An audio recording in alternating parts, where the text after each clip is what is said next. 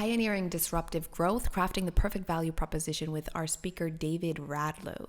David Radlo is a powerhouse in sustainable leadership and disruptive growth. He brings to the table a vast 25 years experience as a CEO. He remarkably escalated a $13 million business to over $100 million, boasting a 30-fold elevation in EV.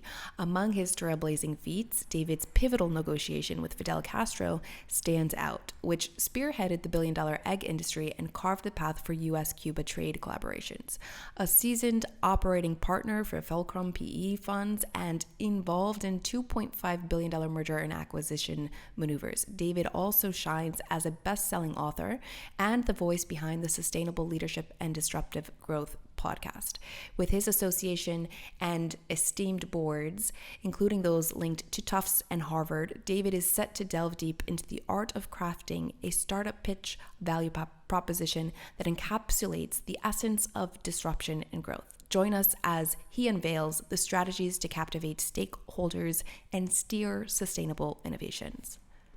So I have to be completely honest with you, a little transparency here. I have been using your story as the hook, as the hook to the show, because it is so interesting. If anyone hasn't ever heard, or if they're not aware, David Radlo is the man responsible for opening up the U.S. trade with Cuba through his negotiations with Fidel Castro. And if that on its own isn't enough, this same man is also responsible from turning an egg, which is an egg, however you flip it, turn it, split it, it's an egg.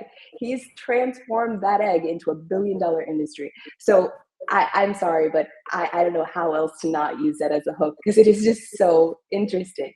So first of all, thank you, David, for coming on the show. It's an honor to have you, and I'm so excited for what you're about to share with the audience. I'm delighted to be here, Erica. Looking forward to it. Okay, so let's, without getting into any, I'm not the type of person who beats around the bush. Let's get straight to the facts. I want to know the billion-dollar question. What in the world makes an egg worth $1 billion industry? Well, it's an interesting question. I mean, really, it's about delivering a value proposition, which we studied, and it's a matter of just taking a fast-growing niche of a very large company, a large category, and growing on it. And believe me, it didn't just all of a sudden happen. It's a matter of sketching out the actual platform in the actual grocery store when you go in there, and you could see, for a consumer, our driving hope was to get a whole section so people would stop at that section. And we knew the primary demographic were women 25 to 54, and they would would also skew older as well, that they would go in there and then they would choose between an organic or cage-free or free-range or pasture raised or value enhanced Eggland's Best egg, or for that matter veg fed or omega. So once we got going with this, then we were able to move to the next level. And it didn't start there. It started with Eggland's Best, and then we got a second brand, and then we started coming out with all the line extensions, and then we got into the whipped cream and hot fudge, so to speak, when you have hard-boiled eggs and some specials type of liquid eggs that we came out with. So in any event, it was not easy, and it was a long time in order to have different packaging and styrofoam and China white packaging, and it was all amounts of giving the customer what they wanted. Yeah. So I think I heard in another interview that you said something like, you did a lot of market testing for that to happen, for you to understand how to get inside the customer's head in those 7 seconds when they're standing in front of the shelf, right? And so one of my questions is just popping up now, because I know it's a pretty big bill to front if you're looking to deliver those types of testing. So the question I would say is, what would you suggest for a startup or pre-seed? How could they use, the same sort of knowledge that you've gathered from that experience with the billion-dollar industry? How could they start to extract that value proposition for their pitches to VCs or angel investors or even customers themselves? Yeah, yeah. Well, I mean, in terms of pitching, I have a chapter in the book on pitching, and there's chapter 2 in cartel disruption, which is the yellow one right here, and not to be confused with the green one, which is secret stories. But bottom line is that there's a way to get exciting and get people excited and realize the number one thing that when you do pitching is understand that we do not receive a pitch in the same way that people deliver it. So, if it's not exciting, we're going to ignore it. If it's really not earth shattering, we'll just put it at the bottom of the deck because we got a lot of other things. And you don't ever, people that pitch should never exceed over 18 minutes. And doesn't mean you could answer questions. And you're the alpha, not the beta. And you can really have an opportunity to lay out what it is that you have and how exciting it is. And you have an opportunity really to, recapture people. In terms of value proposition and test markets are concerned, then it's an issue of, our initial test market, I think, was $5,000 or $10,000. And so there is certainly a lot of ways in which you can gauge customer interaction, whether or not it's online, whether or not it's soliciting from 25 to 45 of your favorite customers that you think that you may be interested in attracting. And you can also, I still love the focus groups. They're awesome because it gives you good knowledge in order to, in our situation, we were able to scope out what were the drivers that people would be interested in, whether or not it's omega-3 or vegetarian fed, or whether or not it's nutritional based. How much does omega really play into it? And also ferret out some really harebrained ideas. I really thought, personally, I put in there that whole grain worked on oatmeal. Why wouldn't it work on eggs? Well, guess what? Consumers do not want oatmeal, and that was thrown out. And they just basically said, if we want to have that, we'll go to the oatmeal aisle. We're not going to buy eggs. So you learn. You really, it gives you a good humbling exercise as to what you think the drivers are from consumers and what more in line actually it is. It's not perfect science, but it does hone your ability to sell your value and market your value proposition. Yeah. So that's really interesting. I didn't realize that you started out that low. So one of the things that I'm recognizing is that, you have such a vast spectrum of experiences from everything that you've done. And the one through line, which I think it's kind of what helps me catalog my speakers, so I can remember that in my Rolodex of people, what exactly I associate them with, either a picture or like a catchphrase. And you're the guy, for me, you're the guy who flips the script. Like, you come in, you see the silver lining, and you're able to create the value from it. You're able to see the value proposition. And I think what I just learned from what you shared was that talent, that innate talent that you have, which, by the way, is a very lucrative talent to have.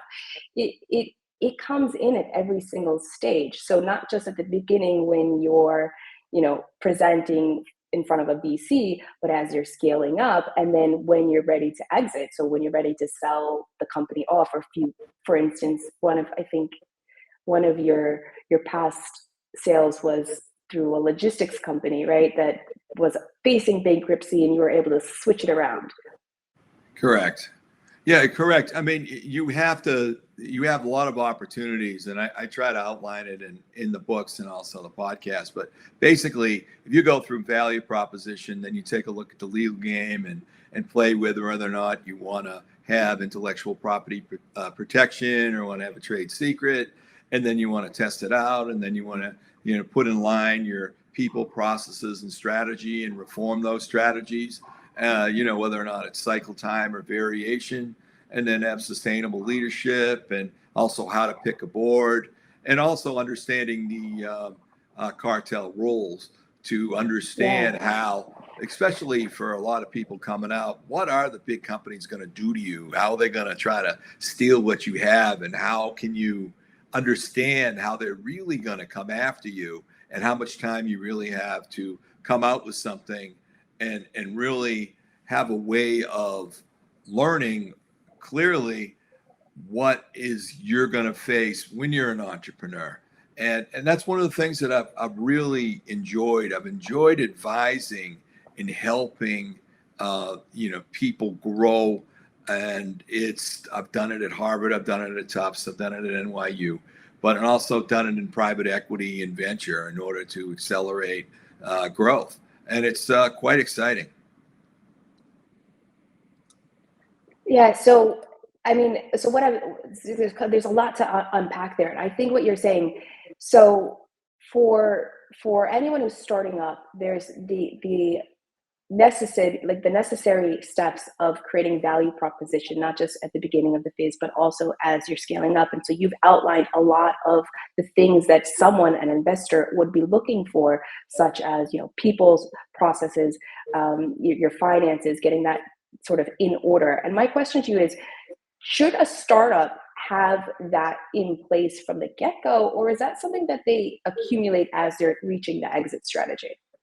It's interesting. You have a strong team. And I laid it out in chapter 2 of Cartel Disruption in terms of being able to pitch for really billions. I mean, I go back to the story with there's a company out there it's valued at 1.5 billion right now. And 4 years ago, there were two guys that are sitting in their apartment and deciding, how are we going to get it to the next level? And then we were able to really formulate the pitch into something that was truly extraordinary. And they're able to go out there and pitch for and do well. And I really recommend anything. Make sure you read that pitch section, because it will give you the tools to really accelerate it. I'll give one other example. I always love to give this example. I wanted to see if this could work even at 14, 15-year-olds. What can I do there? Can they get to the point? Could they raise hundreds of thousands of millions of dollars? So these guys had a neat idea. They basically put out wildfires with metamaterials and magnetic sound waves. And they put this pitch at the Conrad International Challenge at NASA. And they had tremendous success. They won the challenge. They spoke at the UN, and they had an opportunity. They raised an awful lot of money, and they could have taken it to the next level because they had really hundreds of thousands of millions of dollars of people willing to do it. And they all traded it in because they wanted to have full rides to go to Ivy League schools and great schools. So these guys at Title I Nashua South High School, one went to Dartmouth, one went to Stanford, one went to Yale, another one is studying business down in Elon. But all of them tremendously benefited from the entrepreneurship experience, and they leave the door open really to come back and just go from where they are, and they were able to really encapsulate the situation and be able to raise that kind of money. And I say this, if 14-year-olds can raise that kind of money, you can too, if you just follow the simple situations and rules outlined in chapter 2. All right, that's really strong. That's a really strong example. And I think it's also inspiring to some of our younger audience. But I mean, at the base of that, there's still a really good idea, right? You have to have a good idea that, or at least a good way of communicating the value proposition that you're putting on the table. And so that's just side note to the cut to the story. But the other thing that it raises is, I think, for me, it was shocking to hear that they left it on the table. But obviously, I think part of defining your exit strategy is also understanding what makes sense to you. Like, that's how you define whether or not you should step out, or when you should step out, or what type of partners or investors you should be looking for. I'm wondering I mean, if someone is starting now, how could they framework what they would need to develop the exit strategy? Because I think you're in alignment with me that you should start with already your exit strategy in mind.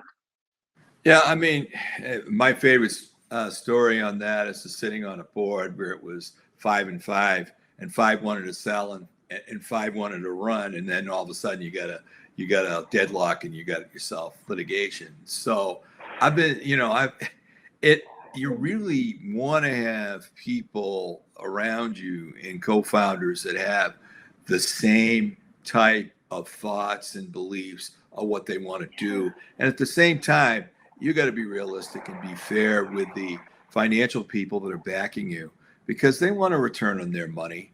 And generally, they're not going to want private equity will hold 3 to 7 years. And, venture capital, you usually want to move in 5 to 10 years.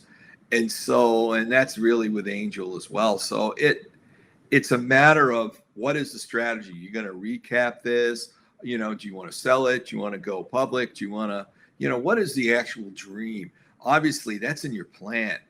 And I really recommend a plan, because strategic planning, it doesn't have to be, although you can do it and it's good to have this thorough, huge thing that's going to, sit on the shelf, so to speak. You should have a live plan. It can be a one-pager that goes through your key KPIs that you need to have. And everybody can agree to that. And they can take a look at, what do we want to achieve in the next, 3 months? What do we want to achieve in 18 months? And what do we want to achieve in, 3, 5, 10 years? I've seen plans on the other side where you have family offices, they have a 100-year plan. So, I mean, it's all what people want to do, but it's very strong to have a plan and have goals and be able to agree to those goals with the founders that you have. Yeah, so I mean, I think, but what I'm hearing is that, so it's not, yes, it's important to have the plan, and yes, it's important to have, some sort of understanding of what you want out of the relationship, but another factor to your plan should also be the relationships that you're forming. So the relationships with your partners, the type of investors that you're looking for, the relationships with possibly your strategic partners or competitors. I think that that's another element to the main points in your books. And it's also probably, I'm sure you have a story about this, what has helped you, or what was very beneficial to your negotiations with Fidel Castro. Okay, yeah. I mean, first of all, the first part, basically, you don't want to deal with jerks. You'd rather walk away yourself and not get funded than deal with jerks that you're going to have to live with for 5 or 10 years, and it's going to hurt your life. Just understand that. Just have that be aware and consider that. As far as Castro is concerned, this is just a great opportunity where, I was able to get in and be able to be lead with a part of industry in order to go over there. And there was a hurricane, and the U.S. administration offered to give aid. Castro turned it down, and he said, but he'll buy. So we got on a plane and time to see Fidel Castro. And from there, we were able to develop, a great relationship, and it's really a lesson in constructive engagement, because the U.S. and Cuba were just fighting all the time. And being able to be able to sell them product, in this situation, eggs, and then at the same time have an opportunity to do some, biotech as well, to possibilities to come back. Then, because I had the relationship, then it was an opportunity to do back channel diplomacy, get some prisoners freed, help the CIA with intelligence. And it was, during a very tense period after 9/11, when certain parties believed that they were cooperating with weapons of mass destruction.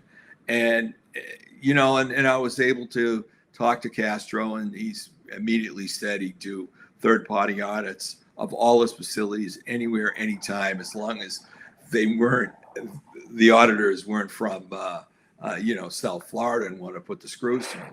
So, I mean, and then from there, he even actually put on the table the opportunity to totally end everything and all problems with the U.S. and give the U.S. a right of first refusal. It really was a multi-billion-dollar opportunity. I mean, Castro is an interesting guy. I mean, he turned down Harvard.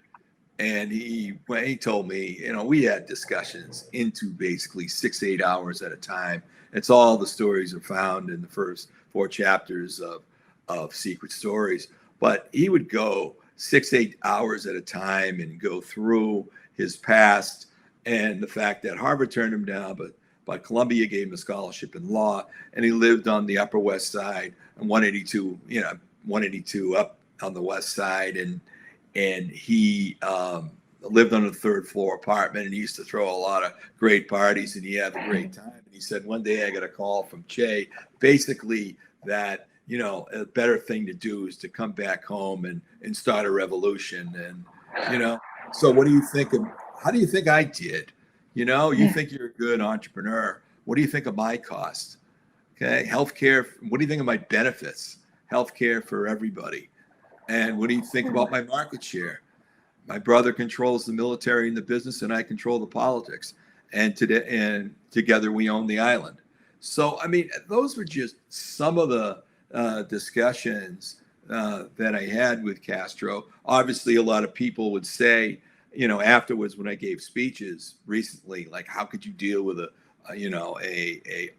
terrible communist dictator like him? And my answer is very plainly is that because we dealt with that dictator, we were able to get done the prisoners. We were able to get done getting prisoners freed and also getting needed intelligence. So there's a lot of positives that can come along with constructive engagement for the right purpose.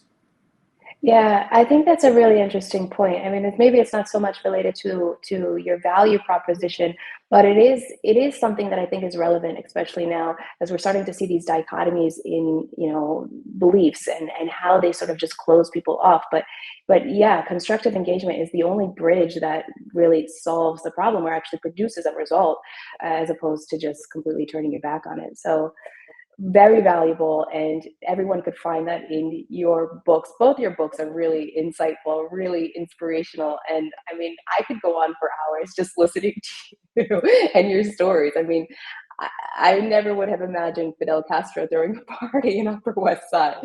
So that's a visual I'm not going to let down. I'm so interested to know what went down in those parties. Yeah, well, it was a lot. It was a lot of fun. It was a lot of dialogue, a lot of business, and we've continued. The U.S. industry has continued. They do $500 million a year, right now, and so it's continued on to this day. So it's really turned out for you. Pardon me? I mean, it's got to be really gratifying for you to know that you were the catalyst in that. Well, one of the catalysts, as I say, because we all worked as a team to make it happen, and the same would be for an Eggland's Best. It doesn't take one person. It's a matter of having the right partners and making sure that you're able to lead in the right manner. And I just happened at the time in a previous life had worked for the White House Chief of Staff and the head of the Agency for International Development, and I was political head of, and I knew a bunch of congressmen and senators. So it gave me kind of an opportunity to really leverage all that because, for you people listening, you never know what your network's going to help you with later on. You just don't know. Yeah, it's so true. That's actually part of my mission is encouraging other entrepreneurs to network more often because I really believe that it's a lot easier to rise up yourself if you're rising together. And then, it's a win-win for everyone. If your business is doing well, your family's doing well, and their business is doing well, the economy's doing well. I'm very much about the network and getting your relationships in check. But let me ask you this, because I'm sure the audience is wanting to know from an advisor. So I see you from a very maybe specific angle. I think I mentioned already that I see you as, the guy who comes in and switches it. It's just complete value from 0 to 100%. So I think you have this innate talent. I don't even know if you're aware of your superpower. I think you must be, but you're very humble. But you have this innate talent of seeing the silver lining, like recognizing where there's value. So I'm wondering, or how to create the value, right? If there isn't. So I'm wondering from an advisor's perspective or an investor perspective, what do you look for in a potential venture that you would consider working with or helping? Yeah, you really need to have first two things are, is the value proposition there, or could it be created with a little bit of magic? And then, has there been any, what has happened? And the second really thing is the team that you have. If you got you have a decent, strong CEO. I mean, do you have a good full team? I mean, what is the guy doing the books doing? What's the CFO doing? What's the commercial guy doing? I mean, how is everything working together? So, I mean, I try to lay out all the specific things because everybody has different opportunities that they need to deal with. And that's why I put in the book, the 12 full principles, because sometimes whenever they read the book or people read the book, they say something really resonates, for them in what they're going through right now. And it could be a fundraising exercise. It could be a chapter 2. It could be they're really concerned about, patent protection. It could be the value proposition. It could be that they've grown so fast that they really do need to focus on their core processes and pull a bunch of money out of that way. I mean, it all depends on where people are and, what advisors do they have? How is your advisors segmented? Have you even put them on the chart? And, what's your plan? What do you want to do to drive volume in the next, 3 months to 90 days with your existing plan? What are you going to do in the next 18 months? How can you go quarter from quarter to really realize what you need to get done? So, that's, you say there's a lot to unpack, but for the people that are going through it, generally they have stuff they've already unpacked, and then they have other stuff that they haven't unpacked yet. So that's kind of, where, we're headed. And also the second book on secret stories that goes some of the problems and mishaps, opportunities we've had, and, some of the stupid things that I've done and how we've been able to bounce back from them. So, I mean, you're right on. I mean, there's the seasoned entrepreneurs who probably already have unpacked most of it, but there are some things that they still need help with. And I think your book does a really good job in helping, or at least guiding the framework, the mindset that you need to understand what you should be considering when you're approaching those things that you haven't unpacked. So I would definitely recommend the book if you haven't already. And I think if it's okay, I'll go ahead and I mean, maybe you should introduce. David has been generous enough to offer a free gift, so I'll go ahead and let you share what you're offering.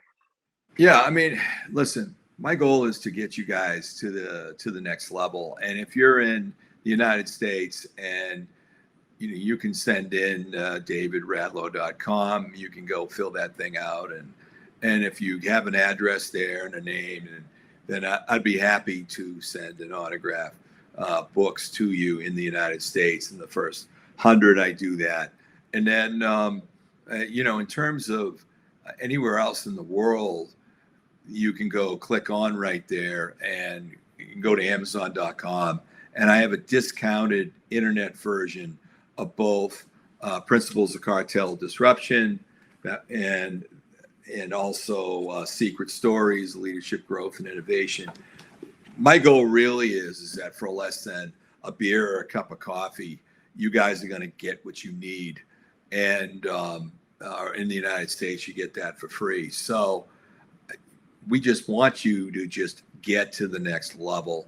And that's what I do. I try to help people get to the next level.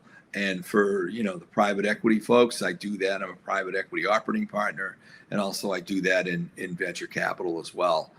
So in any event, that's where we are, Erica, and hopefully that will be helpful. Yeah, no, I think it'll be very helpful for the audience. Thank you so much for not only being generous with your time for Geen, which is fairly early in its growth stages. So thanks for taking a leap of faith on us and that. And also thank you for dedicating this time to us, the audience, and sharing the free gift for them if they're in the States, or discounted like less than a beer.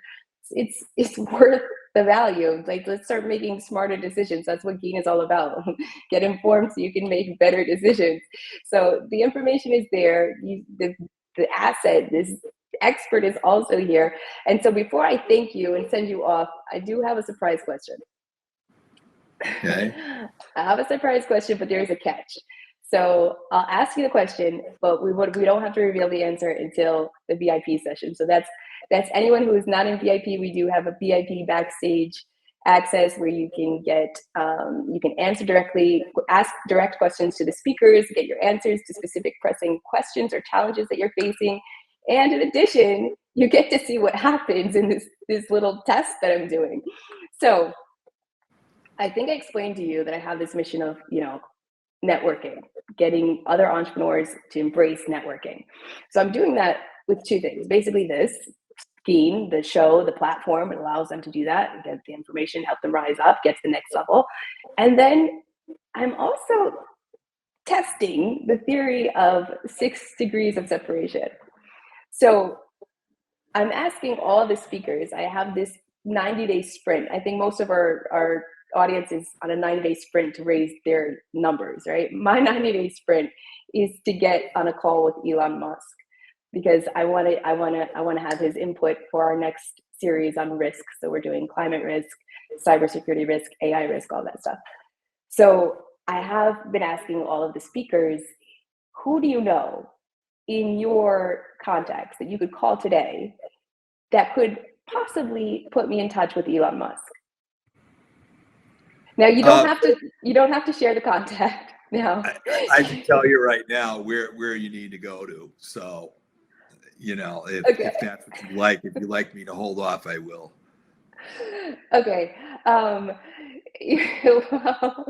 either way, I mean, we can cut it out because it's going to be revealed in the VIP. So if you're not in VIP, you should definitely hop over, because you'll also have a chance. David, are you going to be able to make it in the VIP? Pardon me? Yes, of course. I'm here to help. Okay, so you'll also have a chance to talk directly. This gives you the opportunity to get access to his book, read through it, like rapid fire, read through it, and come prepared with questions, because he's ready to help you with anything that you have. So if you're not in VIP, hit the link wherever it is, either the QR or in the chat, and get the opportunity to speak. I mean, when you have the opportunity to speak with David Radlo, it's definitely worth the value. So having said that, I will send you off with the utmost gratitude for your time, your experience, and also just showing up as the leader that you have been. I mean, I think your history is extensive, but it's really impressive, and it's not in everyone's resume, right? So give yourself credit for all the stuff that you have done, because it's inspiring for entrepreneurs like myself, for sure. Well, thank you very much. It's really been my pleasure, Erica. I've really, enjoyed the time here with you, and hopefully it's been, somewhat informative and helpful.